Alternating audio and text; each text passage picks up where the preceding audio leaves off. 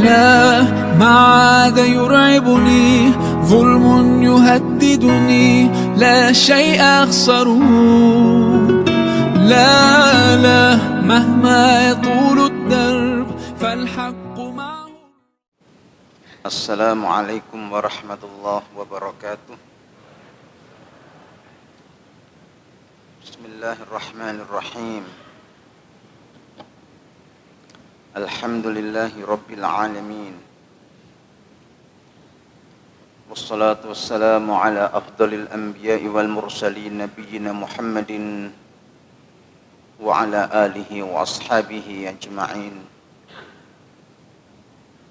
أما بعد، سبحانك لا علم لنا إلا ما علمتنا إنك أنت العليم الحكيم.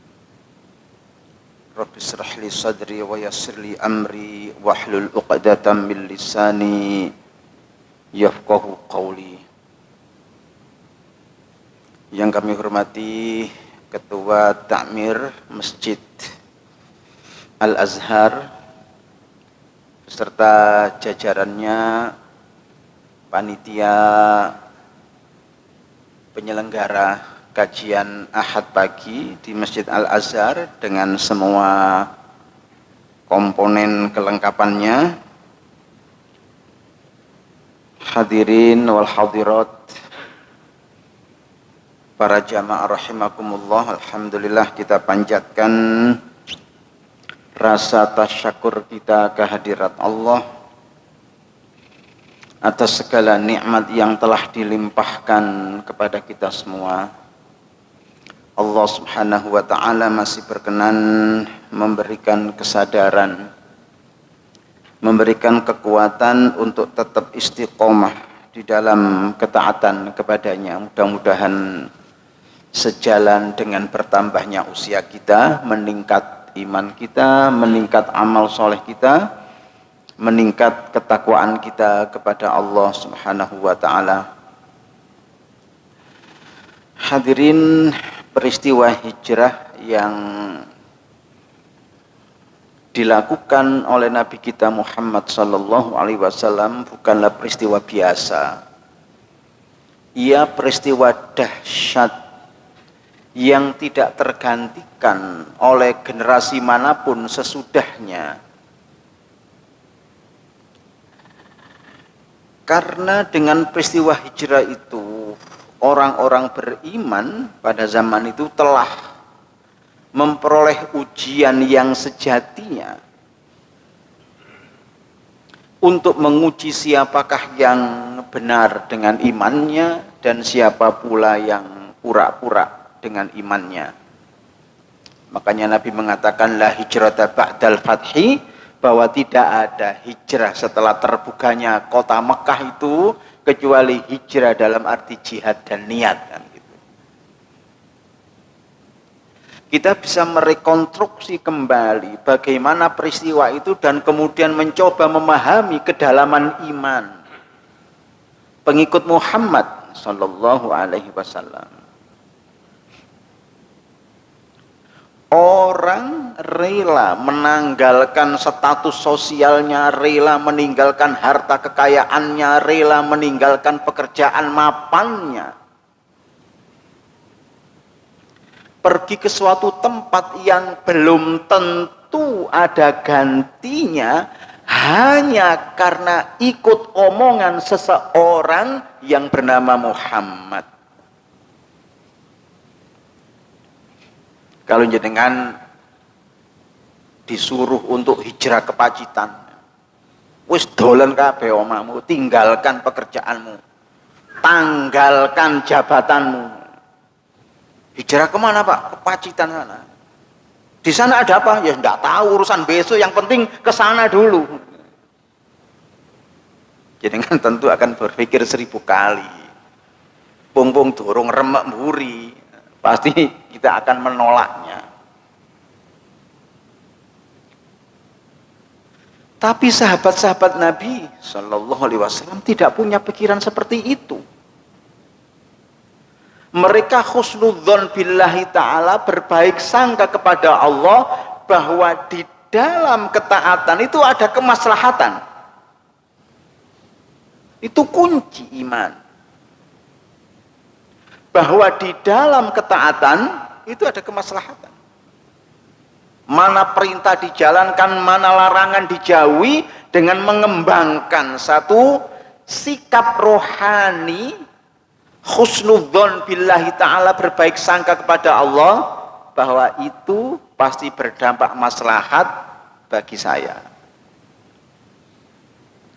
Ini nanti menjadi salah satu rahasia kenapa Rasulullah memberikan puja-puji kepada generasi as-sabiqunal awwalun. Generasi awal umat Islam, walaupun mereka tidak memiliki prestasi peradaban,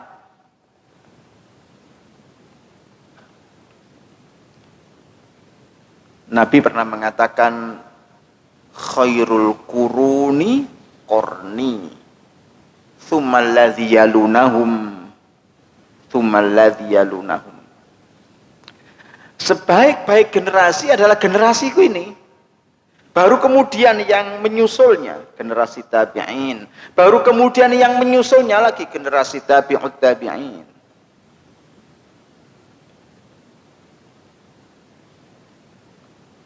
Kenapa generasi itu dipuji oleh Nabi dengan kata-kata khairul quruni qarni, dipuji oleh Allah dalam kitab sucinya dengan mengatakan radhiyallahu anhum wa radu'an.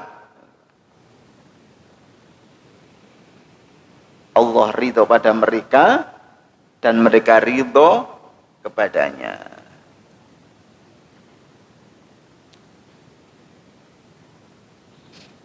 Padahal sebagaimana kami katakan tadi, generasi sahabat ini tidak memiliki prestasi peradaban.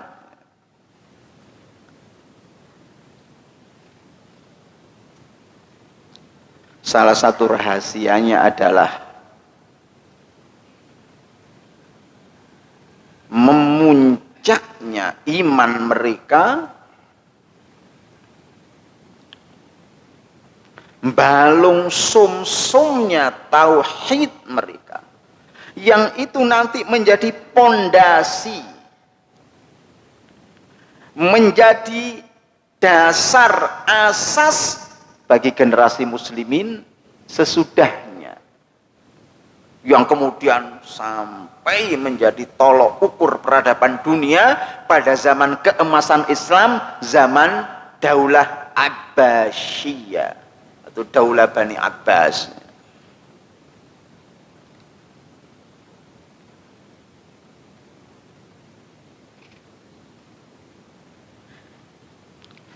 Dalam kitab yang ditulis oleh Sayyid Sabiq tentang aqidah, ya, seorang sahabat Nabi yang bernama Al-Harithah, ayah daripada Zaid ibn Al-Harithah, mengatakan bahwa kami para sahabat Nabi memiliki satu tingkatan keimanan yang seakan-akan surga itu terbentang di depan kami, yang seakan-akan neraka itu juga terbentang di hadapan kami, sehingga bainal khauf war roja, itu benar-benar terasa antara takut akan azab Allah, antara takut akan terjauhkan dari rahmatnya Allah, dengan penuh harap memperoleh surganya Allah, dengan penuh harap memperoleh ridhonya Allah, itu berjalan bersamaan. Nah, tauhid yang dimiliki as-sabiqunal awwalun, generasi awal umat Islam ini, memunculkan dua hal yang sangat berharga. Yang pertama adalah soal kehormatan. Bahwa tauhid mendongkrak seseorang, menempatkan seseorang pada satu tingkatan kehormatan yang tinggi. Fa innal izzata lillahi jami'a. Subhanallah, ini luar biasa. Tadi kami katakan bahwa bangsa Arab itu adalah bangsa yang dari sisi peradaban rendah dibanding dengan bangsa-bangsa yang lainnya seperti Romawi dan Persia. Orang Romawi sudah pakai kereta yang ada rodanya, orang Persia sudah pakai kereta yang ada rodanya ratusan tahun, bahkan mungkin lebih dari 1000 tahun sebelum lahirnya Nabi kita Muhammad sallallahu alaihi wasallam. Tapi coba kalau jenengan belajar hadis yang jumlahnya ribuan, jumlahnya puluhan ribu, pernah kan jenengan temukan sebuah hadis yang menceritakan Nabi dan para sahabatnya naik kereta yang ada rodanya? Paling tidak yang saya baca tidak ketemu. Padahal tolok ukur peradaban itu adalah roda.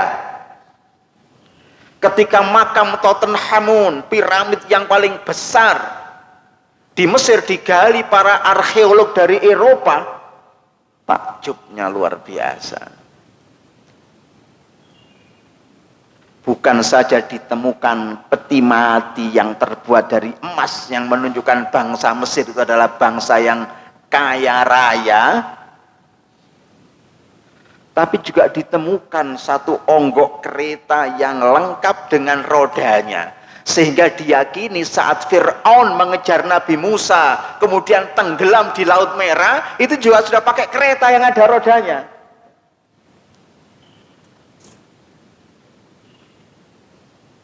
...300 atau 3.500 tahun sebelum Isa.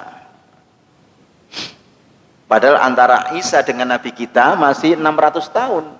Nabi lahir kira-kira 571 Masehi. Kalau diangkat menjadi Nabi usia 40 tahun, ya 600. Jadi selisih atau ketegangan peradaban itu sedemikian jauhnya. 4.000 tahun sebelum Nabi, bangsa Mesir itu sudah naik kereta yang ada rodanya, sehingga diyakini saat mengejar Musa alaihissalam dan kemudian tenggelam di Laut Merah itu sudah pakai kereta yang ada rodanya. Jangan bayangkan bahwa masjid Nabi itu ya seperti masjid Al-Azhar begini, ada tekelnya, ada permadaninya. Kalau dengan baca dalam Sahih Bukhari Kitabul Masajid, ya masjid Nabi itu lantainya lantai tanah, temboknya itu dibangun dari material yang namanya labinun, batu bata mentah yang ditempelkan dengan lumpur. Atapnya dari aljarid pelepah kurma yang dirapatkan. Kalau panas ya kepanasan, kalau hujan ya tentu kehujanan, karena celah-celah yang longgar itu menjadikan air masuk. Tapi bukan berarti terus kita harus bikin masjid seperti masjidnya Nabi yang pilar-pilarnya adalah batang kurma. Lah kurmanya siapa dipakai bangun masjid seluruh dunia itu? Makanya harus dibedakan antara ibadah dengan sarana ibadah. Kalau ibadah tidak boleh ada inovasi, ditambahi, dikurangi, tidak boleh, bid'ah namanya. Tapi kalau sarana ibadah tentu menyesuaikan dengan kemaslahatan yang dituntut oleh setiap zaman. Kalau jenengan bicara kubah, menara itu bukan khas Arab atau khas Islam, itu khas Romawi dan Persia. Nah, setelah umat Islam menaklukkan negeri-negeri yang berperadaban tinggi itu, baru ilmu tentang membuat bangunan masuk ke dalam Islam dan ditirulah bangunan-bangunan megah yang ada di luar sana. Nah, orang-orang Arab yang tadi kami katakan berperadaban rendah itu kemudian berhadapan dengan bangsa-bangsa besar berperadaban tinggi, sama sekali tidak ada rasa minder, sama sekali tidak ada rasa rendah diri, sama sekali tidak ada rasa inferior. Kenapa? Itu buah dari tauhid. Tauhid yang mereka miliki menjadikannya merasa terhormat. Setinggi apapun peradaban satu bangsa, kalau ia di luar lingkaran tauhid, rendah.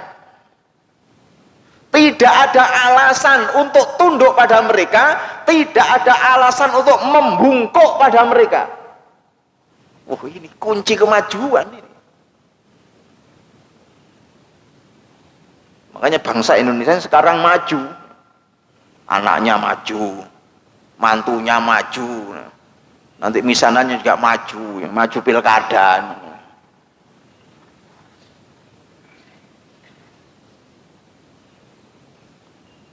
Sehingga unen-unennya Agustus 75 tahun Indonesia Merdeka itu Indonesia maju. Itu anaknya maju, mantunya maju, misananya maju. Maju pilkada tapi. Taib. Yang kedua, bahwa tauhid yang ada pada jiwa para sahabat Nabi sehingga memperoleh puja-puji dari Allah dan Rasulnya tadi menjadikan mereka memiliki SDM atau sumber daya manusia yang haus akan kemajuan. Makanya mereka bahasa kita mungkin tidak kerasan berada di satu tempat. Ketika Nabi Shallallahu Alaihi Wasallam meninggal dunia, para sahabat ini menyebar ke seluruh negeri. Inilah filosofi dari makna hijrah yang dengan itu kita harus mereformasi pikiran kita. Dengan hijrah itu ada sebuah perubahan yang revolutif dari satu komunitas yang tidak memiliki kekuatan politik menjadi komunitas yang memiliki kekuatan politik, dari satu komunitas yang kecil menjadi satu komunitas yang besar, dari sebuah dakwah yang terbatas wilayahnya menjadi satu dakwah yang tidak terbatas wilayahnya, sehingga Islam menyebar ila masyarikil ardi wa magharibiha, sampai ke tempat kita ini. Apa jenengan mengira yang membawa Islam ke Indonesia, yang membawa Islam ke seluruh dunia itu adalah orang-orang yang merupakan penduduk asli di sini? Ya tidak mungkin. Mereka adalah orang yang jauh dengan semangat hijrah yang ada pada jiwa mereka. Mereka merantau ke seluruh dunia, bukan saja untuk memperoleh terobosan-terobosan baru dalam hal ilmu dan materi, tapi juga kemudian berdakwah. Lamongan kan terkenal perantau. Ketika kami berkunjung ke Malaysia dan ketemu dengan PCIM ya di sana, pimpinan cabang istimewa Muhammadiyah di Malaysia, itu 99% itu ya orang Lamongan. Kami tanya, "Loh sampean kenapa kok aktif di Muhammadiyah di sini?" "Iya Pak, MI saya dulu di Muhammadiyah." Ya, gara-gara MI saja terus menjadi militan Muhammadiyahnya di sana. Apalagi yang sampai SMA-nya di Muhammadiyah. Sehingga kira-kira 1 minggu yang lalu dibuka wasola di sana itu. Warung soto Lamongan.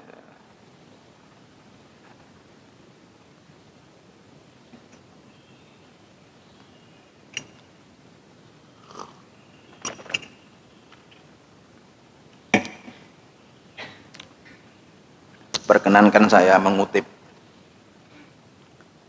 puisi Al-Imam Asy-Syafi'i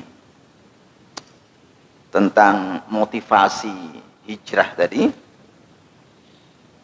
yang termaktub dalam kitab Diwanus Syafi'i. Jadi Diwanus Syafi'i ada satu buku yang berisi kumpulan asy'ar atau puisi-puisi Imam Asy-Syafi'i. Karena orang Muhammadiyah itu sebenarnya akrab ya dengan nama Imam Asy-Syafi'i, paling tidak kata-kata beliau yang selalu dimuat dalam buku kemuhammadiyahan, idza shahhal hadis fa huwa madhhabi.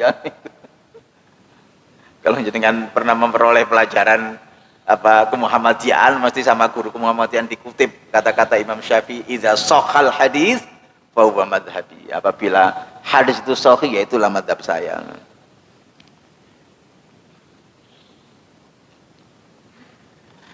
Beliau mengatakan ma fil maqami lidhi aqlin wa dhi adabin min rahatin fada'il autana waghdaribi. Orang yang punya akal dan berpendidikan, dia tidak akan puas berada di satu tempat. Maka tinggalkanlah negeri dan merantaulah. Safir tajid iwadun amman tufarikuhu. Melanglang buanalah, kamu pasti akan temukan orang-orang yang kamu tinggalkan. Kalau dulu kamu punya sahabat di tempat baru, jangan khawatir, kamu juga dapat sahabat. Kalau dulu kamu memiliki komunitas pergaulan orang-orang baik, di tempat yang baru kamu juga akan temukan orang-orang baik. Kalau memang kita memiliki niatan bergaul dengan orang-orang baik. Buya Hamka menjawab kritikan orang yang mengatakan bahwa di Saudi, maaf-maaf, itu ternyata juga banyak perempuan nakal atau WTS. Dijawab sama Buya Hamka, saya pernah ke Amerika. Dan di Amerika saya temui perempuan yang baik-baik saja, tidak ada perempuan nakal di sana. Kenapa? Loh, sampean ke Arab, yang sampean cari itu ya pasti ketemu. Saya ke Amerika, yang saya cari orang-orang baik, ya ketemu orang-orang baik. Lah kan terserah yang dicari apa. Kemanapun Anda pergi, kalau yang Anda cari itu kebaikan, Anda ketemu. Kalau yang Anda cari keburukan, juga ketemu. Tidak ada sebuah negara kemudian di dalamnya itu pure, murni orang soleh itu ya. Tidak ada. Dimanapun pasti ada. Makanya komunitas itu penting. Wansib fa innaladzal aisi fin nasabi, berjuanglah karena lezatnya kehidupan itu ada dalam perjuangan. Banyak orang-orang yang memiliki yang hampa jiwanya karena hidupnya itu tidak ada unsur perjuangan. Makanya kemudian ia butuh yang namanya pengakuan dari pihak lain sebagai puncak tertinggi dari sebuah kenikmatan.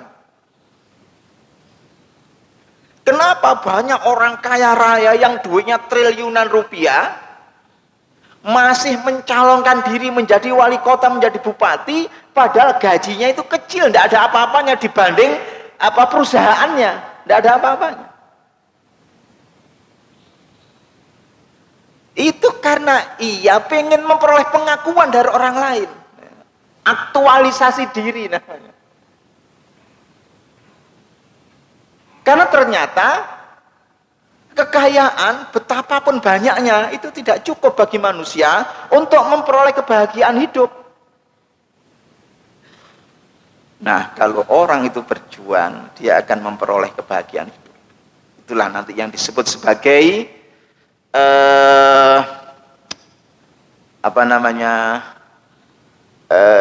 ya semacam kenikmatan hakiki,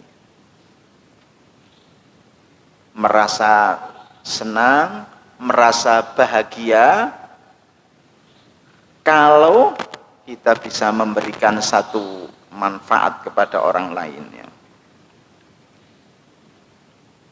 Mungkin kita sudah pernah bicara dulu tentang Itu ya.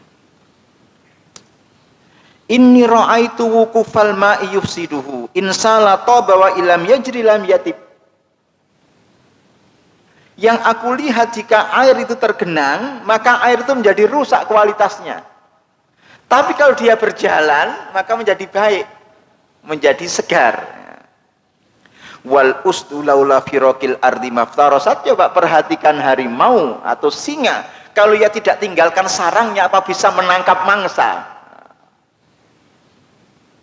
Wasahmu laula firaqil qausi lam yusib. Anak panah kalau tidak dilesatkan dari busurnya, apa bisa menancap? Nah, inilah motivasi-motivasi dari orang soleh supaya kita ini bergerak.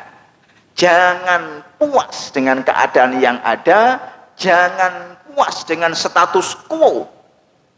Salah satu sebab runtuhnya Kesultanan Turki Utsmani dan kemudian tertinggalnya umat Islam dengan perkembangan teknologi yang ada di barat karena puas dengan status quo, puas dengan kemapanan yang ada, sebagaimana ditulis oleh Hamilton Reinhold Gibb dalam bukunya The Modern Trend in Islam. Itu tidak main-main. Kesultanan Turki Utsmani itu atau Ottoman Empire memiliki kekuasaan yang demikian besar di seluruh dunia, kira-kira 700 tahun. Padahal kita merdeka masih 75 tahun, belum genap 100 tahun. Bapak Ibu, kami pernah pergi ke Aceh. Kemudian saya minta kepada guide atau tour leader yang menemani kami untuk mengantarkan saya ke komplek makam perwira-perwira Turki yang ada di Aceh. Dibawa ke sana, terawat dengan baik. Ada 3 sub kuburan, tinggi, lebih rendah lagi, lebih rendah lagi. Rupanya yang paling atas perwira tinggi, yang di bawahnya ini ya perwira yang lebih rendah lagi, yang bawah yang jumlahnya banyak itu prajurit biasa. Sampai mati ya masih militer tuh masih masih diperhatikan jenjang kepangkatannya. Bukan soal itu tadi. Kenapa sampai ada kuburan perwira Turki, Kesultanan Turki di Aceh itu? Itu adalah orang-orang yang dikirim oleh Sultan Turki untuk membantu rakyat Aceh perang melawan Belanda. Coba bayangkan Pak, Eropa Pak Turki itu. Istanbul itu Eropa. Padahal itu sudah abad 17, abad 18. Artinya Turki sudah mulai lemah. Tapi masih sempat ngirim 40 orang perwira, ya 40 orang lah, di antaranya ada perwira, ada prajurit, yang dilengkapi dengan 11 meriam untuk membantu rakyat Aceh perang melawan Belanda. Itu luar biasa, mengarungi laut, Samudra Hindia. Nah, ada pikiran-pikiran sebagaimana diterangkan oleh Hamilton Reinhold Gibb tadi, bahwa Kesultanan Turki Utsmani itu sudah merasa puas dengan keadaan yang ada, sehingga pengembangan ilmu dan teknologi terabaikan, padahal pada saat yang sama di barat terjadi Renaissance atau abad pencerahan. Sehingga yang dulu sempat memimpin peradaban dunia kemudian menjadi tertinggal. Sampai sekarang kaum muslimin dari sisi teknologi tertinggal. Kalau jenengan pegang HP ini bukan bikinan Kaji Mat, Kaji Toha, bukan ini. Kaji Mat, Kaji Toha hanya beli saja.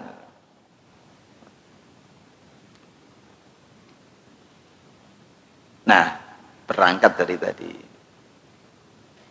Kita ini kan sering ya, terutama teman-teman yang ada di Arab sana itu, kritis terhadap bid'ah kubur.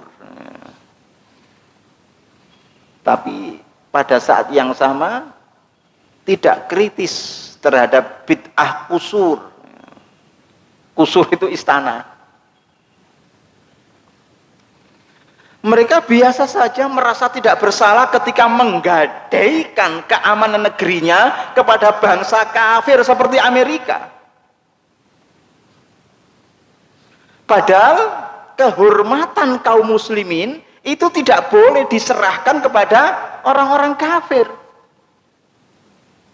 Walaupun kita memiliki kemampuan untuk membayar mereka. Kalau saya, Pak, produsen senjata, saya tidak mungkin akan menjual senjata saya yang paling canggih kepada orang. Karena kalau orang itu nyerang saya tidak memiliki kekuatan. Yang saya jual tentu yang level-levelnya di bawah milik saya. Tapi inilah faktanya sekarang. Dalam percaturan politik internasional, Uni Emirat Arab itu sekarang menjadi sorotan dunia karena membuka kerjasama dengan Israel, sehingga dikatakan oleh negara-negara yang lainnya sebagai pengkhianat. Kalau jenengan pergi ke Dubai, zahabtum ila London, zahabtum ila Paris. Dubai itu tidak ada bedanya dengan Paris, dengan London. Di toko supermarket perempuan-perempuan pakai rok mini itu sudah biasa. Jenengan pergi ke Dubai pakai bahasa Arab, deso. Karena orang Arab Dubai itu sekarang keranjingan pakai bahasa Inggris. Kalau jenengan pakai bahasa Arab, deso, tidak dilayani orang atau dilihat dengan sebelah mata.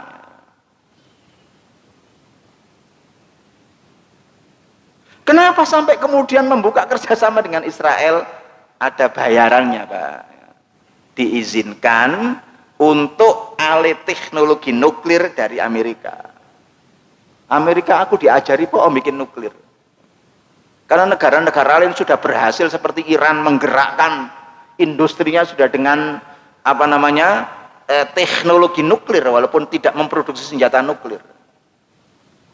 Kon kepingin gaya pabrik nuklir, ah? Ya kerjasama dulu kamu dengan Israel. Kalau tidak saya perbolehkan. Itu dialami Turki ketika ingin menjadi anggota Masyarakat Ekonomi Eropa, MEE. Karena wilayah Turki itu yang di baratnya Selat Bosporus itu kan Eropa. Yang sekarang Istanbul. Nah, kalau jangan nanti pergi ke Istanbul, itu bisa sholat di Hagia Sophia. Karena oleh Erdogan sudah difungsikan lagi menjadi masjid. Luar biasa memang Erdogan itu. Tapi ternyata sampai sekarang pun keinginan Turki untuk menjadi masyarakat ekonomi Eropa tidak terwujudkan walaupun sudah membuka hubungan diplomatik dengan Israel. Bujuk itu. Karena Turki Muslim, takut kalau Turki ikut makmur seperti Eropa. Dibanding negara-negara Eropa lainnya, Turki itu paling miskin. Tapi dibanding Indonesia, kemakmuran Turki itu 50 kali lipat lebih makmur dibanding Indonesia. Jadi kan tinggal bayangkan bagaimana makmurnya Inggris, bagaimana makmurnya Jerman, bagaimana makmurnya Swedia dan seterusnya.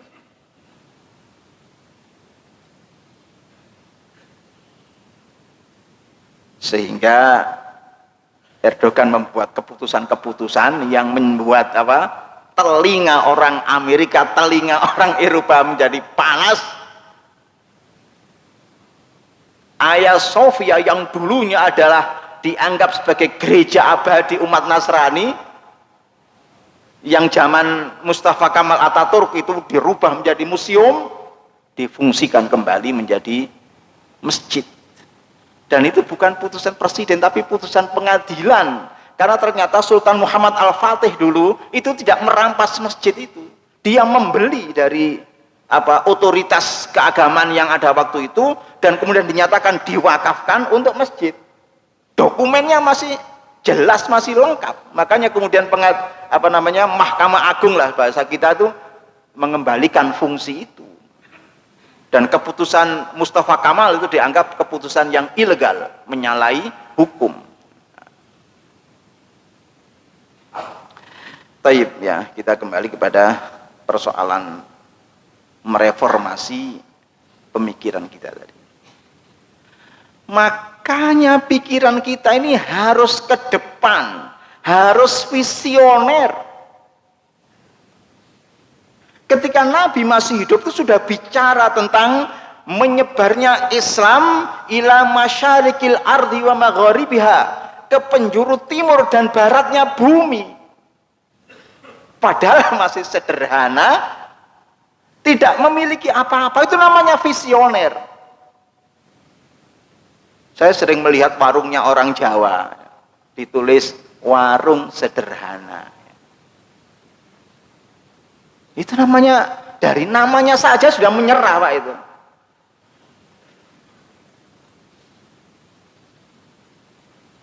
Jenengan kalau tahu nama bis milik Cina-Cina itu, Gunung Harta. Loh, itu namanya punya pikiran besar. Harapan Jaya. Bangun warung Lumintu. Tidak gagap belas. Itu namanya menyerah, kerdil jiwanya Pak itu. Warung sederhana. Warkop lumayan.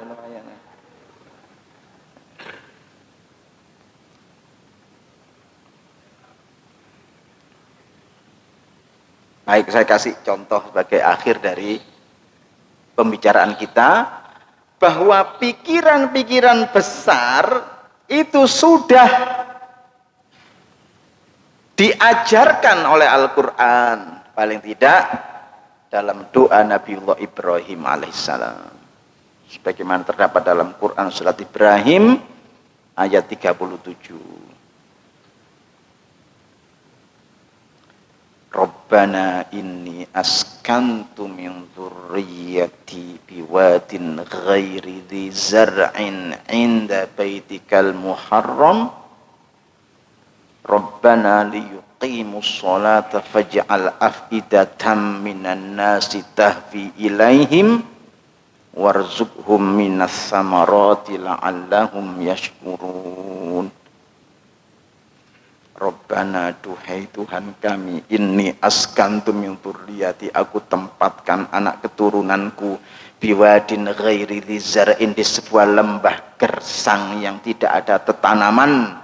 Namun begitu ya Allah, jadikan mereka generasi yang menegakkan sholat, jadikan hati pikiran manusia berkecenderungan untuk mengunjungi mereka, berilah mereka rizki dari berbagai berbagai macam buah-buahan, la'allahum yashkurun, agar mereka bersyukur.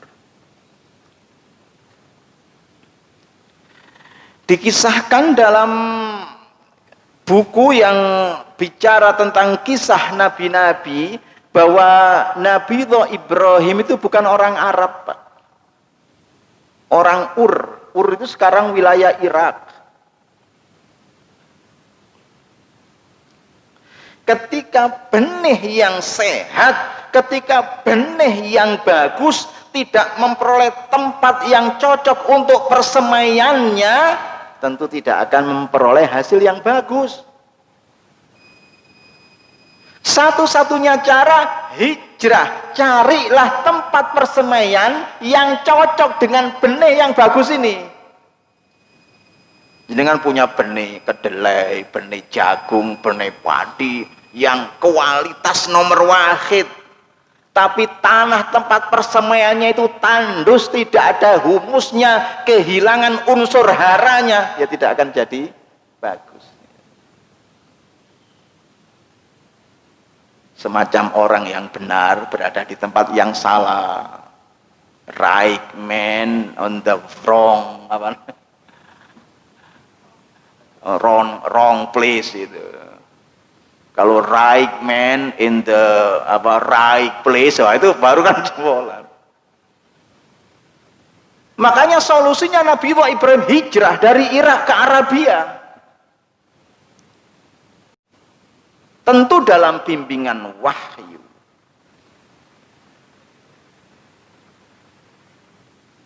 Coba perhatikan apa yang diminta Nabi Ibrahim itu, menunjukkan visioner ke depan pikirannya. Hadirin, kalau orang lapar pasti minta kepada Allah makanan.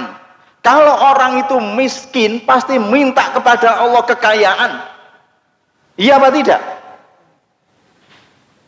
Tapi Nabi Ibrahim dalam keadaan yang melarat, miskin, menderita, berada di sebuah lembah gersang yang tidak ada apa-apa.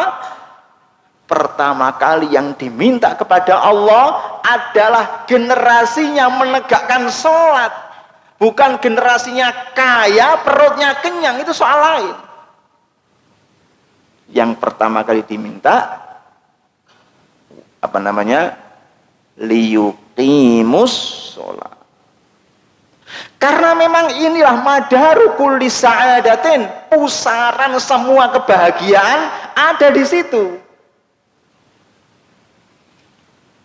Ini namanya visioner. Yang kedua, waja'al af'idatam minan nasi tahwi ilaihim. Jadikanlah hati. Af'idah itu bentuk jamak dari fuad ya, atau pikiran.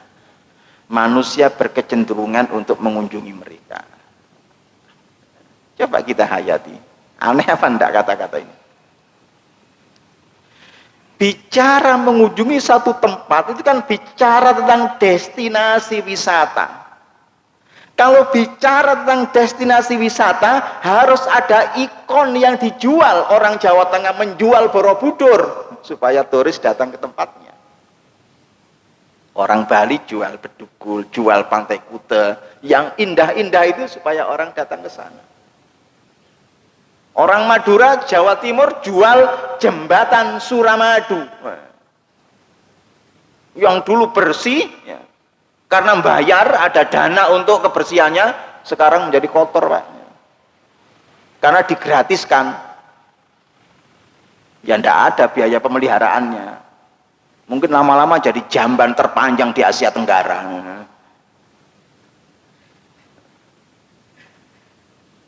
Itu ikon yang dijual supaya orang berkunjung ke sana. Tapi ketika Nabi Ibrahim mengatakan waj'al af'idatam minan nasi tahwi ilaihim, itu tidak ada yang dijual, dalam arti tidak ada alasan rasional untuk mengunjungi tempat itu. Lah untuk apa mengunjungi tempat yang gersang, yang tidak ada tanaman, gunungnya gunung batu, hamparannya hamparan batu, suasananya panas, tidak ada sesuatu yang menjadikan seseorang rileks di situ, tidak ada. Jadi seakan-akan doa Nabi Ibrahim ini doa yang tidak masuk akal. Tapi subhanallah, akhirnya dikabulkan oleh Allah. Hari ini antrian haji sampai 25 tahun. Dengan usia 60, daftar hari ini insya Allah 85 tahun berangkatnya. Ya gak stroke.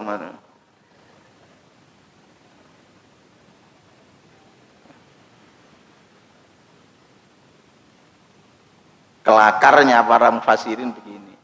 Lah iya, Nabi Ibrahim itu bilang waj'al af'idatan minan nasi. Min itu bermakna tab'id. Jadikanlah hati, pikiran sebagian manusia. Seandainya Nabi Ibrahim bilang waj'al af'idata jami'in nasi, jadikanlah hati, pikiran semua orang, tambah gak karu-karuan Pak. Padahal doanya jadikanlah hati, pikiran sebagian orang mengunjungi mereka. Antrinya sudah 25 tahun. Kenapa? Lah, karena tempat haji itu terbatas, Pak. Namanya Arafah itu ada batas-batasnya. Jangan wukuf di luar area Arafah tidak sah. Seandainya wukuf itu di sembarang tempat, yang penting di Mekah, 5 juta suruh berangkat tidak apa-apa. Lawang kalau sudah haji tempatnya terbatas. Saya haji tapi tidak masuk Arafah tidak apa-apa, ya tidak sah hajinya. Itu ibadah mahdhah yang tidak boleh direkayasa. Ini namanya punya pikiran besar.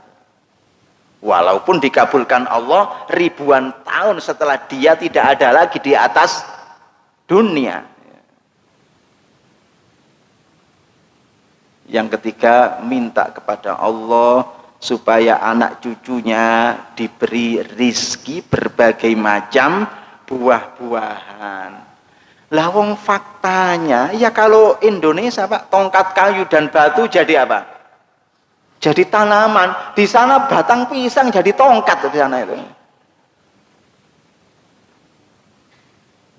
Minta kepada Allah supaya anak keturunannya diberi berbagai macam buah-buahan. Apa ya masuk akal doa seperti itu? Tapi ya dikabulkan oleh Allah. Kalau sekarang jenengan pergi ke Makkah, ke Madinah sana, yang macam-macam buah-buahan ada. Pisang, jeruk, apel, semangka, belewa itu ada. Cuma ya impor. Tapi ada. Walaupun tentu tidak selengkap Indonesia. Paling kalau jenengan beli pisang di sana ya pisang apa namanya? Cavendish itu. Mungkin dimakan enak, dibikin pisang goreng nggak bisa, dibikin kolak nggak bisa. Kalau dibandingkan gedang rojo, ya tidak ada apa-apanya. Gedang rojo itu, wah masya Allah, dimakan enak, dibikin kolok enak, dibikin pisang goreng tambah enak, bikin pisang keju tambah enak lagi. Lengkap di sini, mulai gedang kelutuk sampai gedang rojo ada.